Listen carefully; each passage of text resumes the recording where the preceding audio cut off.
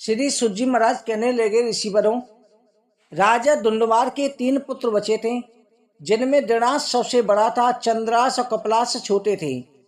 धुंधमार के दृढ़ास के हर्यस के निकुंभ नामक पुत्र हुआ, जो सदा क्षत्रिय धर्म में तत्पर रहता था। निकुंभ के सहस्त्राक्ष नामक पुत्र हुआ, जो युद्ध की कला में निपुण था।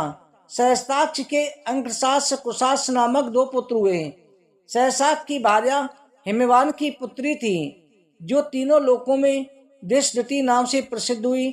उसने प्रसेनचित नामक पुत्र उत्पन्न किया, शेष पुत्रों की जननी थी। प्रसेनचित की गौरी नाम वाली पत्नी थी, वो पतिव्रता थी। वो पति के श्राप देने पर बहुधा नामक नदी हो गई। उसके पुत्र महाराज युवनाश थे। युवनाश के त्रिलोक विजयी मंदाता नामक पुत्र हुए। शशबिंदु की पुत्री बिंदुमती, जिसका नाम चतुरथी था, मंदाता की पत्नी बनी। वो साध्वी पृथ्वी में अनुपम रूप वाली थी। उसके 10,000 भाई थे। वो पतिव्रता उनमें सबसे बड़ी थी। मंदाता ने उसके गर्भ से धर्मज्ञ पुरुषकृत नामक और धार्मिक मुचकुंद, इन 2 पुत्रों को उत्पन्न किया। पुरुष का पुत्र त्रिदस्यु हुआ। त्रिदस्यु के नर्मदा नाम वाली स्त्री के गर्भ से शंभुक नामक पुत्र उत्पन्न हुआ। शंभुक का पुत्र सुधनवा नाम का राजा हुआ।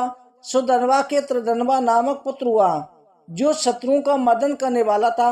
राजा त्रिधनवा के त्रियारुण नामक विद्वान पुत्र हुआ। त्रियारुण के सत्यव्रत नाम वाला महाबली कुमार हुआ। उसकी बुद्धि बड़ी खोटी थी।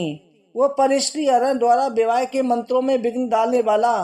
उसने बालकपन में काम मोह हर्ष सफलता के कारण किसी दूसरे नगर की विवाहिता स्त्री को छीन लिया था। इसी प्रकार उसने काम के वश होकर एक प्रवासी की कन्या को लिया। इस पाप रूपी किल के वृद्ध होने पर राजा त्रिनवन ने क्रोध में उसे बार बार करे, नीच भाग जाए यहाँ से। पिता के त्याग देने पर उसने बार बार उनसे पूछा, मैं कहाँ जाऊं? तो उसके पिता ने कहा, वो कुल कलंक, जा तू सर्पों के साथ रहे। मैं तुझ जैसे पुत्र से पुत्रवान बनना नहीं चाहता। पिता के इस प्रकार कहने पर उसकी कथानुसार नगर से बाहर निकला। उस समय भगवान वशिष्ठ ऋषि ने भी उसके पिता को इस प्रकार कहने से नहीं रोका। धीर सत्यव्रत पिता के त्याग देने पर चांडालों की बस्ती में रहने लगा।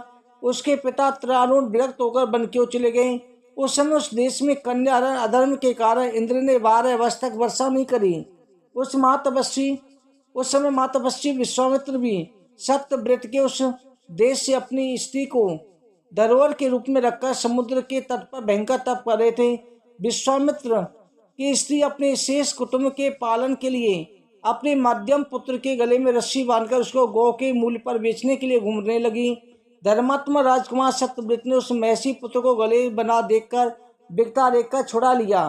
फिर महाबाहु सत्यव्रत ने विश्वामित्र को संस्तुत करने के लिए, उनकी कृपा प्राप्त करने के लिए पुत्र का भरण पोषण किया। उस महातपस्वी गले में बंधन पड़ने के कारण गालव नाम से प्रसिद्ध हुआ। इस प्रकार वीर ने कुशुक वंशी मैसी गालव को इस आपत्ति से मुक्त किया और उसे गालव नाम से प्रसिद्धि हुई। इति 12वां अध्याय। बोलो हरवंश महापुराण की जय।